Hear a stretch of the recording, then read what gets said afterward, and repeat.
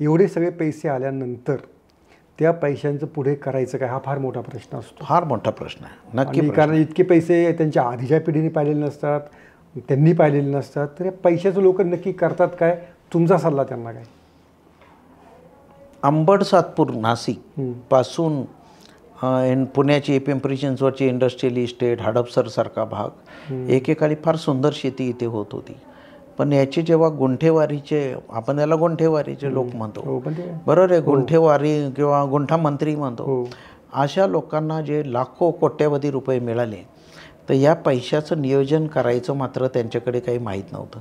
पहिल्या टप्प्यामध्ये कुठली तरी गाडी घ्यायची, मग बिअर बार घ्यायचा, आणि मग मी अनेक वेळा व्याख्यानामध्ये असं बोललो की या सगळ्या भागांमध्ये नव्याने जेव्हा इंडस्ट्रियल डेव्हलपमेंट झालं आणि शहरीकरण झालं, तेव्हा पहिल्या टप्प्यात जी गावं शहरांमध्ये गेली, त्या सगळ्या घरांमध्ये तुम्ही मोठ्या घरांमध्ये जाऊन बघा, एका तरुण मुलाचा फोटो हार घातलेला तुम्हाला दरवाजामध्ये दिसतो.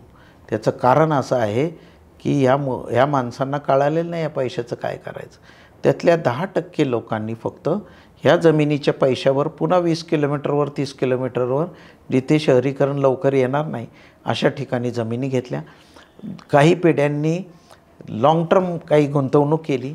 काही टक्के म्हणजे मेजॉरिटी लोकांनी 60-70% जास्त लोकांनी हे पैसे आलेले आहेत, तर मग तुम्हाला माझं चांगलं बघवत नाही, मला कार घ्यायची, मला गाडी घ्यायची, तर दारात उभी केलेली 25 लाखाची गाडी ही रात्रीतनं पहिल्याच दिवशी तिचं डेप्रिशिएशन झालं आणि 4 लाखांनी किंमत कमी झाली.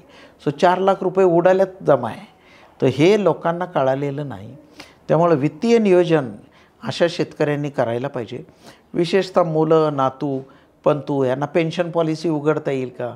उघडता येईल. त्यांना 30 वर्षानंतर आपोआप पेन्शन मिळेल. आपल्या म्हाताऱ्या आईला पण पेन्शन मिळेल. ह्याच्यासाठी गुंतवणूक करता येईल का? तर करता येऊ शकते. म्हणजे पुढच्या पिढ्यांची सोय लावण्यासाठी हे पैसे वापरायला पाहिजे. बिझनेसला पैसे लावायला पाहिजे.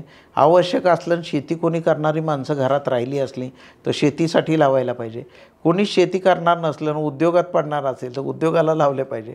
नाहीतर कोणी दुकान टाकणार तर दुकानाला लावले पाहिजे. पण हे सगळं करताना त्याचे पुन्हा त्या धंद्याचे नियम आहेत. केवळ पैसे आहेत म्हणून धंदा चालेल असं पण सांगता येत नाही. तिकडे पण भरपूर स्पर्धा आहे. बरं सर, तुम्ही इतकी वर्ष प्रशासकीय सेवेमध्ये होता, तर असं रात्रीतून जमिनी विकून एखाद्या प्रोजेक्टसाठी जमिनी देऊन मोठं श्रीमंत झालेलं गाव तुम्ही पाहिलीत? मी तर पाहिली नाही. कारण का तो श्रीमंतपणा 2 वर्षाच्या पुढे टिकलेला सापडत नाही. हो. हां, म्हणजे काय होतं ते सांगतो. पहिल्या टप्प्यामध्ये पत्र्याचं घर होतं, कोट्यवधी रुपये आले, तर ते एक बंगला झाला. पण कडेची शेती गेली. आता त्या बंगल्यामध्ये काय करायचं प्रश्नच आहे. सो एक डेड ॲसेट, बँकेच्या भाषेत बोलायचं, एक डेड ॲसेट तयार झाला की ज्याच्यातनं उत्पन्न मिळणार आहे का? नाही. पण एक 12 लाखाचा पत्र्याचं घर गेलं आणि तिथं 1.5 कोटीचा बंगला आला. सो राहिलेले सगळे पैसे त्या डेड इन्व्हेस्टमेंटमध्ये झाले. तो कदाचित त्या 1.5 कोटीमध्ये तो आयुष्यभर एखाद्या बंगल्यात भाड्याने राहू शकला असता आणि ते पैसे व्यवसायाला लावू शकला असता. म्हणून बहुजन समाजाला हे पैशाचं आर्थिक नियोजन हे एक शास्त्रासारखं शिकावं लागेल असं आता वाटतंय स्पष्टपणे.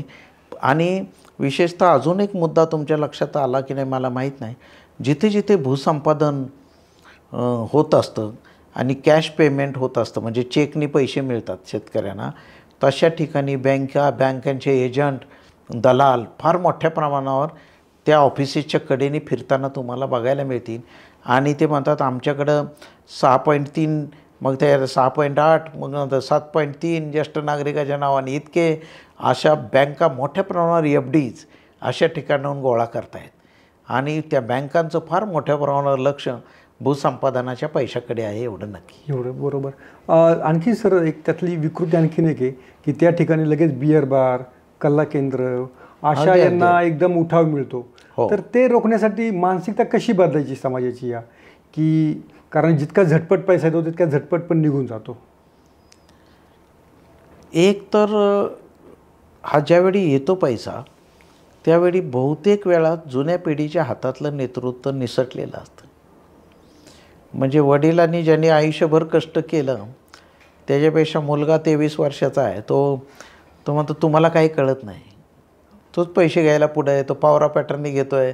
त्यामुळे हे पैसे देताना पासून जे सुरुवात होती त्या पैशावर कंट्रोल येतो आहे तो तरुण पिढीचा येतो आहे. आणि तरुण पिढीवर जर संस्कार नसतील तर हे पैसे भलतीकडे जाऊ शकतात.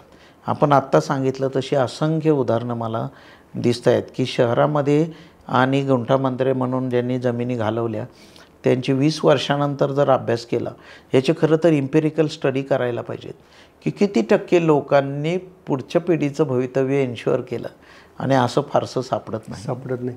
हा जो पैसा आहे किती एका पिढीपर्यंत टिकतो? जमिनी विकून गेलेला पैसा बऱ्याच वेळा नाही टिकत. कारण का, एका पिढीपर्यंत टिकला असता, परंतु नुसतं व्यसन येत नाही आहे, ते व्यसनातनं एक गुंतागुंत निर्माण होती आहे. म्हणजे मी सांगितलं तसं बहुतेक जी तरुण मुलं मरत आहेत, कशाने मरत आहेत? दारू पिऊन मृत्यू, ॲक्सिडेंटने मृत्यू, नवी गाडी आणली, बाहेर काढली, दरवाजा ठोकलं, संपलं. अशा प्रकारची उदाहरणं फार जास्त आहे. बाईक घेऊन घेतली, एकदम 5 लाखाची बाईक घेतली, मग ते बाईक हौसेने आवाज करत उडवत वरचा टायर पुढचा टायर वर करत फिरायचं आहे त्याला, आणि जगाला दाखवायचं आहे की माझ्याकडे वेगळी बाईक आहे. पण त्या नादात तो काय करतोय ते त्याला कळत नाही. त्यामुळे हे म्हणजे असं सांगता येणं एम्पिरिकल स्टडीशिवाय अवघड आहे की, कारण याचा डेटाच घ्यायला पाहिजे. सोशल मीडियाच्या भाऊ गर्दीत विश्वासार्हतेने चकाकणारे नाव म्हणजे लेट्सअप मराठी. सगळ्या नागरिकांना ती स्पीच ती लेट्सअप वरील मुलाखती म्हणजे विचारांचा खजिना. त्यानंतरच्या निवडणुकीमध्ये मला सोडून गेले. बातम्या केवळ वस्तुस्थिती सांगणाऱ्या, न प्रोपगंडा, फक्त जनतेचा अजेंडा. क्योंकि आने वाला कल जाने वाला है, जाने वाला कल आने वाला है. राजकारण, मनोरंजन असो की क्रीडा क्षेत्र, महाराष्ट्राची स्पंदने संवेदनशीलतेने टिपणारे माध्यम म्हणजे लेट्सअप मराठी. जगासोबत एक पाऊल पुढे राहण्यासाठी लेट्सअपचे ॲप, सोशल मीडिया आणि वेबसाईट सोबत कनेक्टेड रहा.